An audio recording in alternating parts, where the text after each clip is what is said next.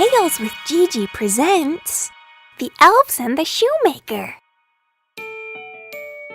Once upon a time, there was a poor and honest shoemaker who had worked hard all his life but wasn't rich at all.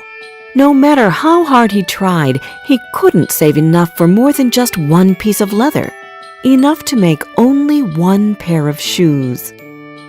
Every evening he would cut out the leather and prepare it for the next day so that he could start working early in the morning. He was a poor and honest man, and he went to bed with a light heart because his conscience was clear and he had left his troubles to God. This night wasn't any different than any other night, and the man soon fell asleep. When he woke up in the morning, he sat at his workbench and looked for the leather, but it was missing. Instead, he found a new pair of shoes already made.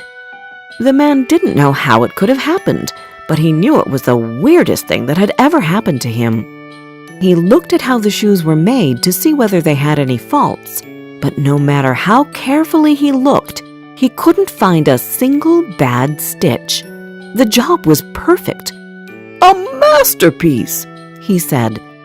The shoemaker sighed because these shoes were so much better than his. So there was nothing he could do but sell the shoes. A customer soon entered the shop, and the shoes fit his feet perfectly, so he bought them for twice the price the shoemaker usually charged. With the money he earned, the shoemaker bought twice as much leather as normal. That meant he could make 2 pairs of shoes the next morning. Again, he cut out the leather and went to bed. The next morning, he woke up to find that someone had done the work for him again, and 2 pairs of shoes were waiting on his workbench. He was astonished by the faultless work that had happened overnight. He waited for clients to enter his shop.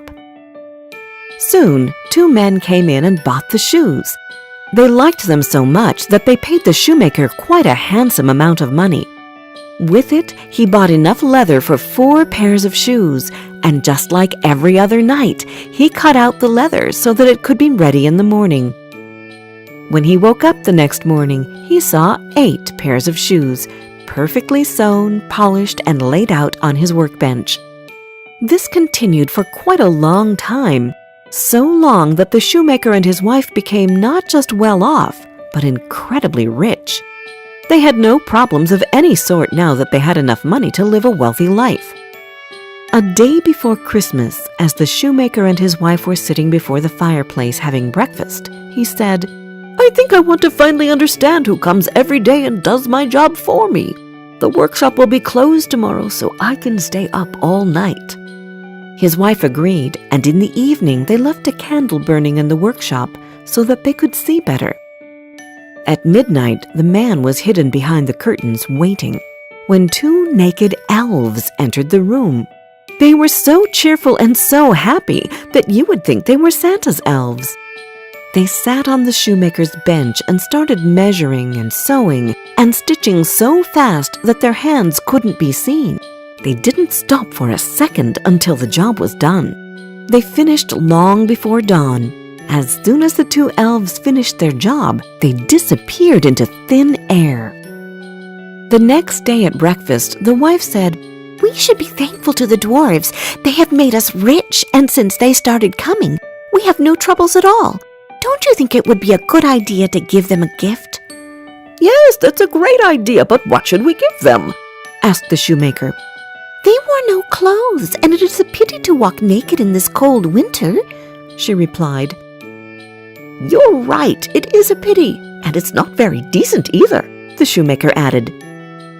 So the shoemaker's wife prepared a shirt, a waistcoat, trousers, and a coat for each of the elves, and left them on the bench for the elves to see when they came at midnight.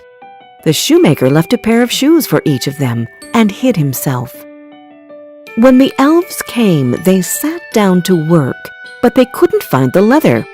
Instead, there were clothes and shoes lying before them. They started laughing and seemed delighted by the present. The elves put their clothes on and started dancing and singing. That night, they left the house without working and never came back again. But the old couple lived happily and wealthily ever after.